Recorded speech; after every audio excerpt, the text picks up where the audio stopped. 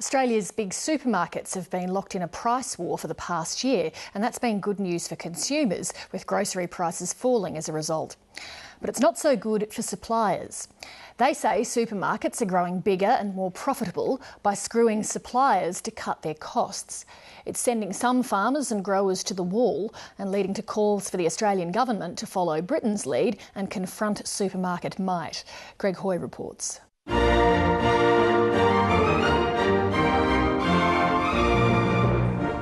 When, with fairy tale fanfare, Queen Elizabeth arrived at Westminster in May to open the British Parliament, her historic speech rang out across the farms of Britain and beyond.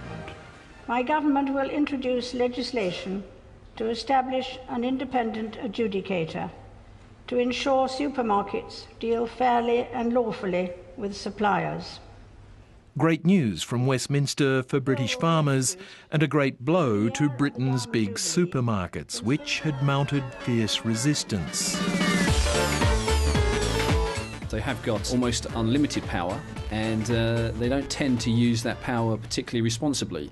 We have seen a great drive to drive down cost at all costs for the farmer.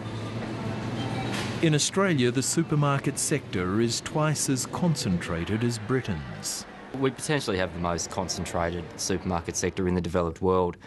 Close to 71%, held by two major players. It's a unique market, and it's really one that we know very little about. Monday, Tuesday, Wednesday, Thursday, Friday. As their latest advertising campaigns suggest, the chains themselves deny there's any problem in relations with their suppliers. I realise that if you're a large-scale retailer, then people will have concerns in that direction, but I just don't think it bears out with the facts. A discussion is only valid when there's a mutual agreement. So we would never use our position to one-sidedly force upon a position. It's about benefiting our customers, getting them better value, doing it for the long term, together with our supply partners. Since Australia Day last year, the big two supermarkets have been locked in a so-called price war that began when milk prices were slashed to $1 a litre. The ads on TV by Coles and Woolworths showing how wonderful they are and how well they look after farmers is a load of baloney, really. The price I've just been offered last week from a domestic player is about 12% lower than what I've been paid for the last financial year. So that's a direct consequence of the lack of profitability in the white milk market that now exists. I would love to have the dairy farmers every single year a great income and a great return on their investments. And of course, I would be not pleased if farmers have a hard time.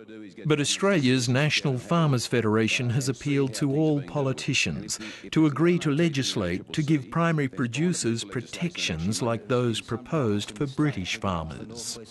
We've seen a lot of people go out of the industry. They're going out of the industry and not producing what they were before simply because there isn't enough profit in what they were doing.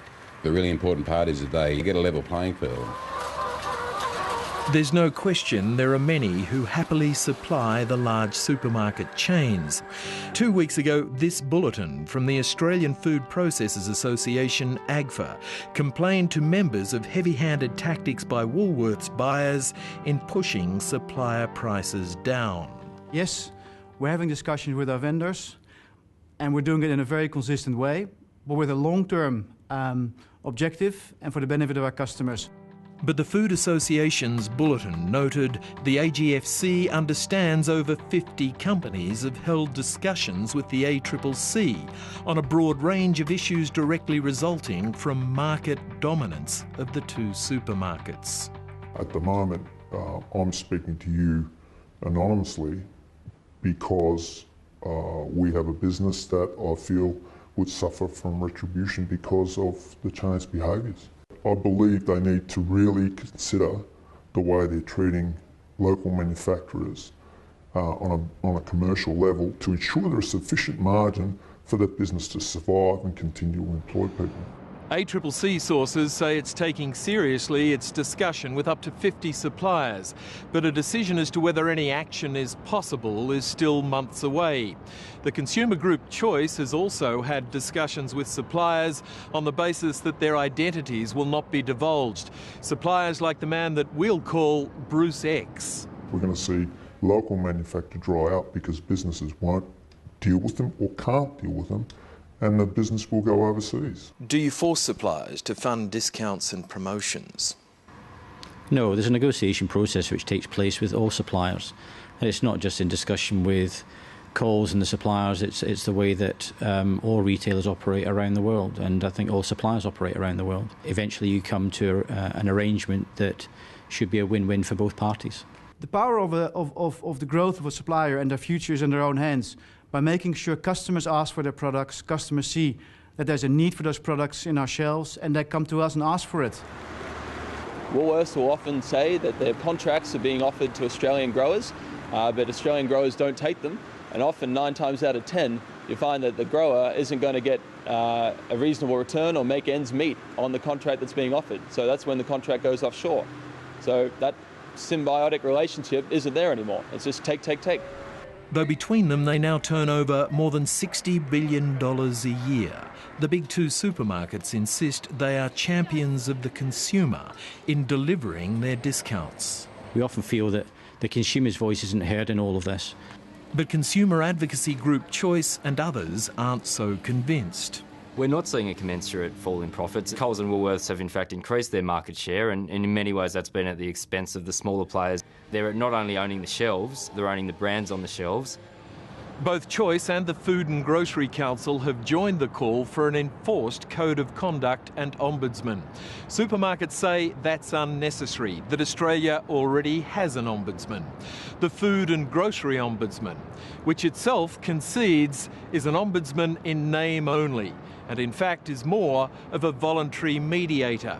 So unless politicians heed the call for legislative action, this heated debate is sure to continue. If suppliers have got concerns about their dealings with Coles, they have a number of different opportunities that they can enact in order to make sure that their voice is heard.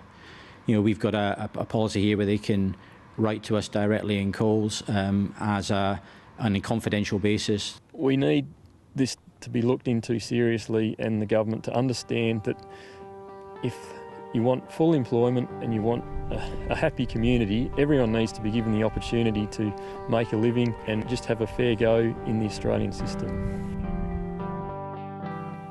Greg Hoy with that report.